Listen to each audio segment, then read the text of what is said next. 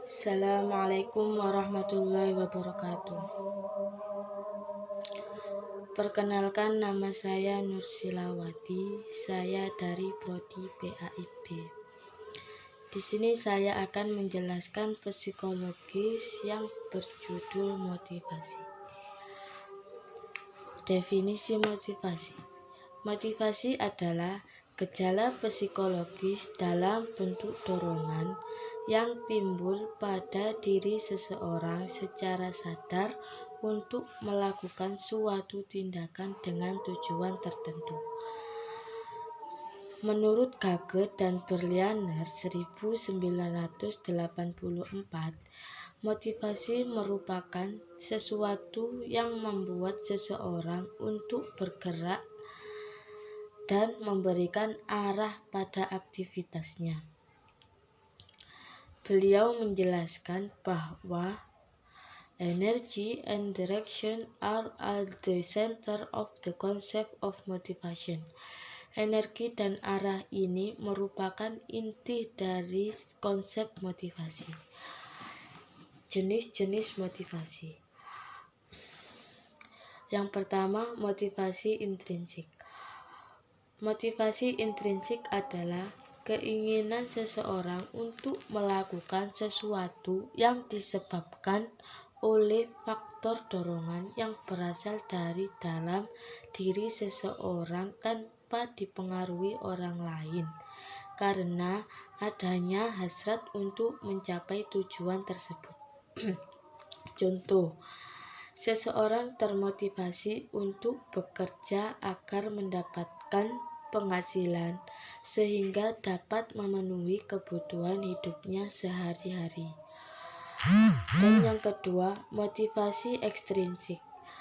Motivasi ekstrinsik adalah keinginan seseorang untuk melakukan sesuatu yang disebabkan oleh faktor dorongan dari luar diri sendiri untuk mencapai sesuatu tujuan yang menguntungkan dirinya. Contoh, seseorang termotivasi untuk bekerja lebih giat karena adanya peluang yang diberikan oleh perusahaan untuk meningkatkan karir kepada pegawai berprestasi. Faktor-faktor motivasi. Faktor internal. Faktor internal adalah faktor motivasi yang berasal dari dalam diri seseorang. Motivasi internal timbul karena adanya keinginan individu untuk memiliki prestasi dan tanggung jawab dalam kehidupannya. Beberapa hal faktor dalam internal. Yang pertama, harga diri dan prestasi. Yang kedua, kebutuhan. Yang ketiga, harapan. Yang keempat, tanggung jawab. Dan yang kelima, kepuasan kerja. Yang kedua, faktor eksternal. Faktor eksternal adalah faktor motivasi yang berasal dari luar diri seseorang. Motivasi eksternal timbul karena adanya peran di luar. Beberapa hal faktor dalam eksternal. Yang pertama, jenis dan sifat pekerjaan. Yang kedua, kelompok kerja. Yang ketiga, kondisi kerja. Yang keempat, keamanan dan keselamatan. Yang kelima, hubungan interpersonal. Teori kebutuhan dasar manusia menurut Abraham Maslow.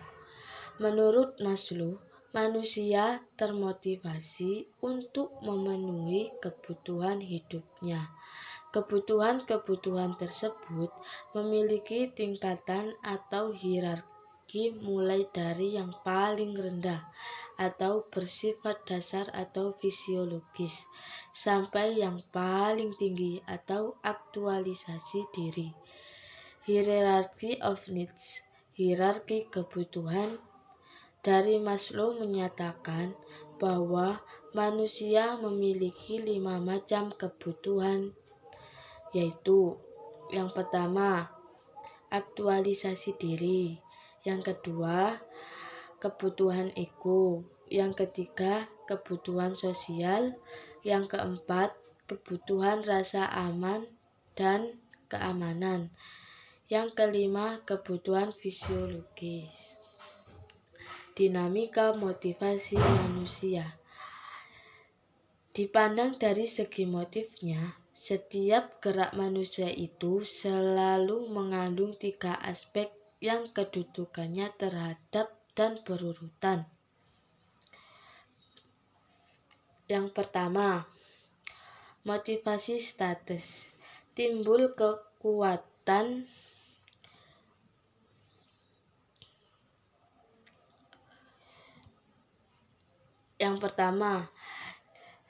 motivasi status, timbul kekuatan dan terjadinya kesiapsediaan sebagai akibat terasanya kebutuhan jaringan atau sekresi hormonal dari dalam diri organisme atau tergantung pada stimulasi tertentu.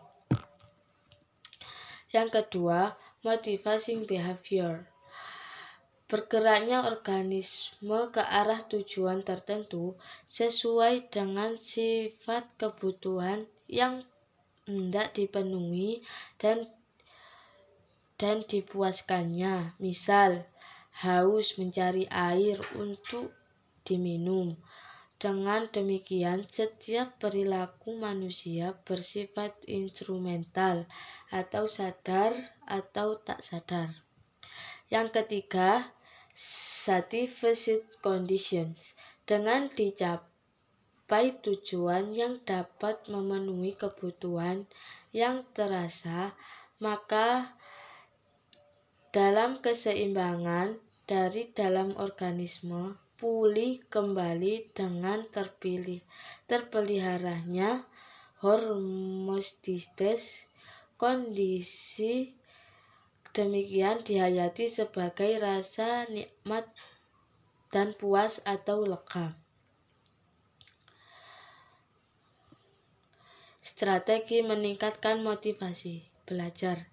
Di dalam kegiatan belajar mengajar, peranan motivasi baik intrinsik maupun ekstrinsik sangat diperlukan. Dengan motivasi, pelajaran dapat mengembangkan aktivitas dan inisiatif, dapat mengarahkan dan memelihara ketentuan dalam melakukan kegiatan belajar. Ada beberapa bentuk dan cara untuk menumbuhkan motivasi dalam kegiatan belajar di sekolah. Yang pertama, memberi angka. Yang kedua, hadiah. Yang ketiga, saingan atau kompetisi. Yang keempat, ego. Yang kelima, pemberian ulangan. Yang keenam, pujian. Yang ketujuh, hukuman. Yang kedelapan, hasrat untuk belajar. Yang kesembilan, tujuan yang diakui. Dan yang kesepuluh, minat. Beberapa cara membangkitkan minat. Membangkitkan adanya suatu kebutuhan, menghubungkan dengan persoalan pengalaman yang lampau, memberikan kesempatan untuk mendapatkan hasil yang baik, menggunakan sebagai macam bentuk mengajar. Sekian dari saya. Assalamualaikum warahmatullahi wabarakatuh.